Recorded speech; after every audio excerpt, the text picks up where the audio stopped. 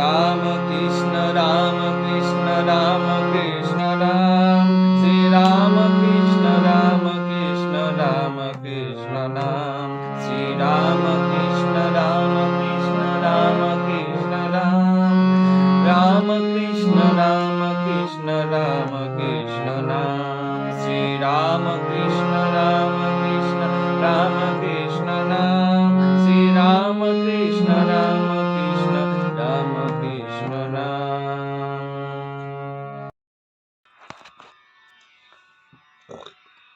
ওম নমঃ ভগবতে রামকৃষ্ণায় নমো নমঃ।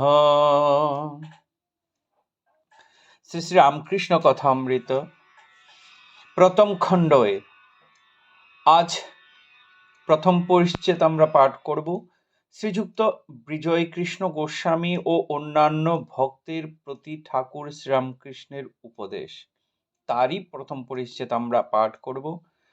ন জায়তে ম্রিয়তে বা কদাচিন্নায়ং ভূত্তাহ ভবিতা বা ন ভূয়ঃ অজো নিত্য শাশ্বতঃ পুরাণো ন হন্যতে হন্যমানে শরীরে। গীতা 2:20। মুক্ত পুরুষের শরীর ত্যাগ কি আত্মহত্যা? দক্ষিণেশ্বর কালীবাড়িতে শ্রীযুক্ত বিজয় কৃষ্ণ গোস্বামী ভগবান শ্রীরামকৃষ্ণকে দর্শন করিতে আসিয়াছেন, সঙ্গে 3-4টি ব্রহ্মভক্ত। 29 অগ্রহায়ণ শুক্ল চতুর্থী তিথি, বৃহস্পতিবার, ইংরেজি 14 ডিসেম্বর 1882 খ্রিস্টাব্দ।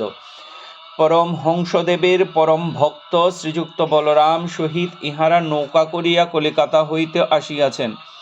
শ্রীরামকৃষ্ণ মধ্যাহ্নকালে সবে মাত্র একটু বিশ্রাম করিতেছেন। রবিবারেই বেশি লোক সমাগম হয়। যে সকল ভক্তেরা একান্তে তাহার সহিত কথোপকথন করিতে চান, তাহারা প্রায় অন্য দিনেই আসেন। পরমহংসদেব তত্ত্বপোষের উপর উপবিষ্ট।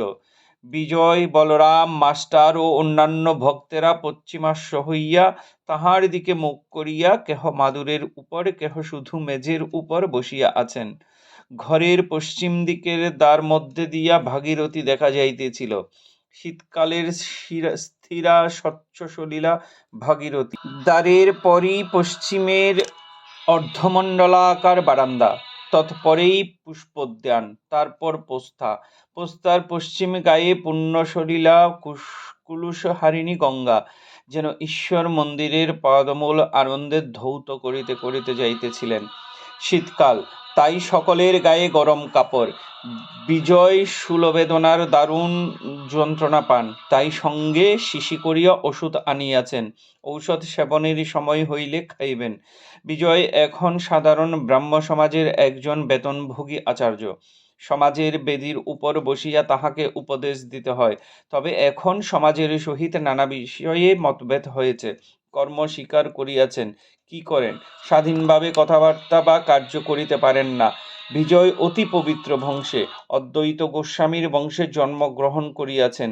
অদ্বৈত গোস্বামী জ্ঞানী ছিলেন, নিরাকার পরব্রহ্মের চিন্তা করিতেন, আবার ভক্তির পরাকাষ্ঠা দেখাইয়া গিয়াছেন। তিনি ভগবান চৈতন্যদেবের একজন প্রধান পার্শ্বদ, হরিপ্রেমে মাতোয়ারা হইয়া নৃত্য করিতেন। এত আত্মহারা হইতেন যে নৃত্য করিতে করিতে পরিধান বস্ত্র খসিয়া যাইত। বিজয়ও ব্রাহ্ম সমাজে আসিয়াছেন, নিরাকার পরব্রহ্মের চিন্তা করেন, কিন্তু মহাভক্ত পূর্বপুরুষ শ্রী অদ্বৈতের শোণিত ধমনী মধ্যে প্রবাহিত হইতেছিল। শরীর মধ্যস্থিত হরিপ্রেমের বীজ এখন প্রকাশোন্মুখ, কেবল কাল প্রতীক্ষা করিতেছে। তাই তিনি ভগবান শ্রীরামকৃষ্ণের দেবদুর্লভ হরিপ্রেমে গর্গর মাতোয়ারা অবস্থা দেখিয়া মুগ্ধ হইয়াছেন। মন্ত্রমুগ্ধ সর্প যেমন ফণা ধরিয়া সাপুরের কাছে বসিয়া থাকে, বিজয়ী পরমহংসদেবের শ্রীমুখ নিঃসৃত ভগবত শুনিতে শুনিতে মুগ্ধ হইয়া তাহার নিকট বসিয়া থাকেন। আবার যখন তিনি হরিপ্রেমে বালকের ন্যায় নৃত্য করিতে থাকেন, বিজয়ও তাহার সঙ্গে নৃত্য করিতে থাকেন।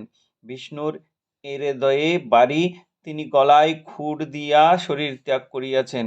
আজ প্রথমে তাহারই কথা হইতেছে।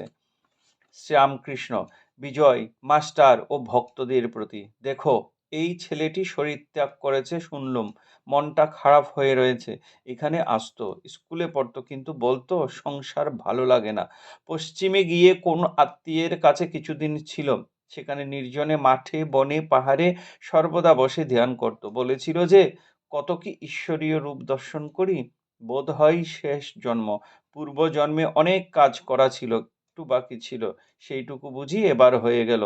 পূর্বজন্মের সংস্কার মানতে হয়। শুনেছি একজন সব সাধন করছিল, গভীর বন ভাগীরথীর আরাধনা করছিল, কিন্তু সে অনেক বিভীষিকা দেখতে লাগলো। শেষে তাকে বাঘে নিয়ে গেল, আর একজন বাঘের ভয়ে নিকটে একটা গাছের উপরে উঠেছিল।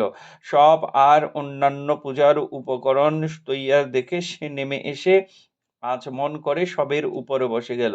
একটু জপ করতে করতে মা সাক্ষাৎকার হলেন ও বললেন, আমি তোমার উপরে প্রসন্ন হয়েছি, তুমি বর নাও। মার পাদপদ্মে প্রণত হয়ে সে বললে, মা, একটা কথা জিজ্ঞাসা করি, তোমার কাণ্ড দেখে অবাক হয়েছি। সে ব্যক্তি এত খেটে, এত আয়োজন করে, এতদিন ধরে তোমার সাধনা করছিল, তাকে তোমার দয়া হলো না। আর আমি কিছু জানি না, শুনি না, ভজনহীন, সাধনহীন, জ্ঞানহীন, ভক্তিহীন, আমার উপরে এত কৃপা হলো মা? ভগবতী হাসতে হাসতে বললেন, বাছা, তোমার জন্মান্তরের কথা স্মরণ নাই। তুমি জন্ম জন্ম আমার তপস্যা করেছিলে, সেই সাধন বলে তোমার এরূপ ঝোটপাট হয়েছে, তাই আমার দর্শন পেলে। এখন বলো, কি বর চাও? একজন ভক্ত বলেছিলেন, আত্মহত্যা করেছে শুনে ভয় হয়। শ্রীরামকৃষ্ণ, আত্মহত্যা করা মহাপাপ। ফিরে ফিরে সংসারে আসতে হবে, আর এই সংসার যন্ত্রণা ভোগ করতে হবে। তবে যদি ঈশ্বরের দর্শন হয়ে কেউ শরীর ত্যাগ করে, তাকে আত্মহত্যা বলে না, সে শরীর ত্যাগ দোষ নাই। জ্ঞান লাভের পর কেউ কেউ শরীর ত্যাগ করে। যখন সোনার প্রতিমা একবার মাটির ছাঁচে ঢালাই হয়, তখন মাটির ছাঁচ রাখতেও পারে, ভেঙে ফেলতেও পারে। অনেক বছর আগে বরাহনগর থেকে একটি ছোকরা আসতো, উমের 20 বছর হবে। গোপাল সেন যখন এখানে আসতো তখন এত ভাব হতো যে হৃদয়কে ধরতে হতো, পাছে পড়ে গিয়ে হাত পা না ভেঙে যায়। সে ছোকরা একদিন হঠাৎ আমার পায়ে হাত দিয়ে বললে, আর আমি আসতে পারবো না। তবে আমি চললুম। কিছুদিন পরে শুনলাম যে সে শরীর ত্যাগ করেছে। এখানেই প্রথম পরিচ্ছেদের সমাপ্তি। ওম নমঃ ভগবতে রামকৃষ্ণায় নমো নমঃ।